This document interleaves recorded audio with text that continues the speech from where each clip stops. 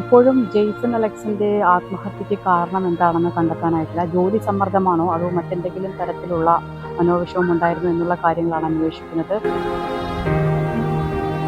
ഒരമ്മയ്ക്ക് ഈ ഗതി വരാൻ പാടില്ല. എന്നെപ്പോലെ ദുർഗതി ഒരമ്മയ്ക്കും വരാൻ പാടില്ല. ജോലിഭാരം മൂലം അദ്ദേഹം ആത്മഹത്യ ചെയ്തു എന്നാണ് വാർത്തകൾ ഇറങ്ങിയിരുന്നത്. അവൻ വന്ന് എന്നെ കാണണമെന്നില്ല. എല്ലാ ദിവസവും 10 മണിക്ക് വിളിക്കും.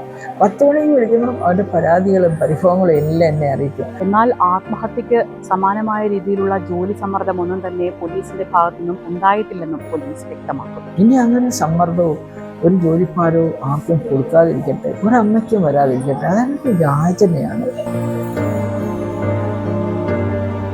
സമ്മർദ്ദം നടന്നിട്ടുണ്ട്, അത് വ്യക്തമാണ്. എന്നോട് പറയും, അമ്മ എന്നെ ഒരു റൗഡിയായിട്ട് വളർത്തിയിരുന്നെങ്കിൽ